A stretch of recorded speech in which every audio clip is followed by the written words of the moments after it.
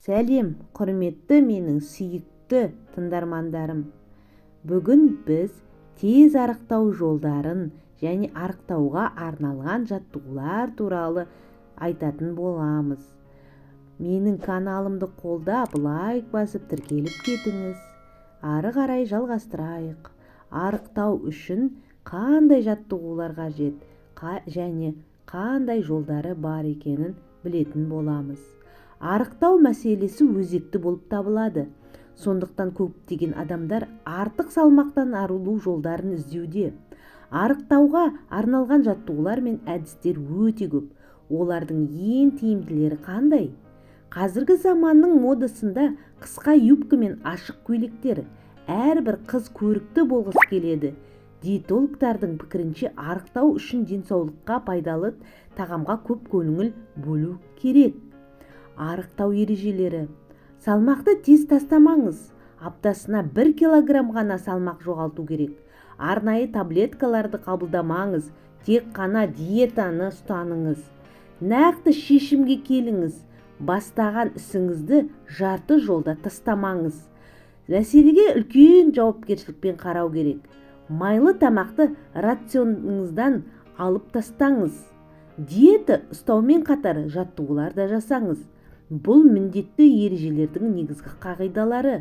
Ары қарай біз тақырыпты тереңірек талқылаймыз. Арықтау жолдары. Баяу тамақтаныңыз. Егер асты жылдам ішетін болсаңыз, сіз көп тамақ ішіп қоясыз. Нәтижесінде салмақтан арылудың орнына сіз қосымша килограммдар қосасыз.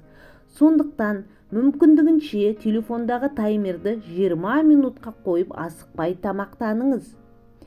Сорпа ішіңіз. Өз мәзіріңізге тауықтың сорпасын немесе көкөністен жасалған сорпаны қосыңыз. Сорпа тамақтанудың басында әсіресе пайдалы, себебі ол ас қорытуды бәсеңдетеді және тәбеттің ашылып кетуіне жол бермейді. Қантты аз қолданыңыз. Тәтті сусынның орнына сіз 1 стақан су ішіңіз. 10 қасық қанттан аулақ боласыз. Сұйық қант біздің денемізде толық қанды тағам ретінде қорытылмайды. Сондықтан бір бөлтелкедегі тәтті сусынмен бірге 450 калорияның бірге келуі мүмкін. Жасыл шай ішіңіз. Жасыл шай артық салмақтан құтылғысы келетіндер үшін ең дұрыс таңдау. Зерттеушілер катехиндер деп аталатын фитохимиялық заттардың әрекетінде етуіне байланысты калориялар азаяды дейді.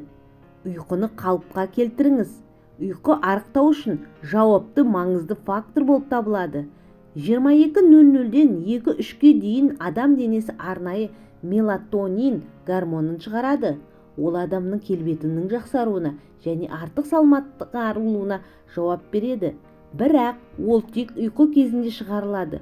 Осылайша сіз түнде көп жүретін болсаңыз, салмағыңызды қалыпқа келтіру қиынға түседі. Тамақты уақытында ішіңіз. Диетаны сақтау өте маңызды. Ағзаңызды күнделікті бір уақытта тамақтануға үйретіңіз. Содан кейін барлық процестер бірге жұмыс істейді. Соңғы тамақтану ұйқыдан 4 сағат бұрын болуы керек. Стресс салмақтың қосылуына әкеледі. Денеге қауіп төнгенде ағза калорияларды майға айналдырады. Бұл құтқару бейне қосылғысы. Стресстен құтылуға тырысыңыз. Салмақ түсіруге арналған жаттығулар. Тез жүру. Арықтау үшін тамаша жаттығу. Бұндай жаттығулар жүрек қан тамырларының жиырылу жиілігін арттырады. Нәтижесінде май жағу жылдамдығы артады. Секіру жылдам салмақ жоғалуын қамтамасыз етеді. Көбінесе бұл үшін секіргіш скакалка қолданылады. Жүрелеп отыру, приседание. Бөкселердің бұлшық еттері жамбастың артқы жағы арқа және пресс үшін. Кеудені жерден көтеру, отжимание. Бұл жаттығу ең тиімді. Ол көптеген бұлшық еттерді қамтиды. Бұл жаттығу қолдарда және дененің басқа бөліктеріне пайда әкеледі. Қиын болса жаттығуларды қабырғадан орындауға болады. Белдік би, таныс живота. Тұрақты түрде шығыс билерімен айналыссаңыз артық майдан арыласыз.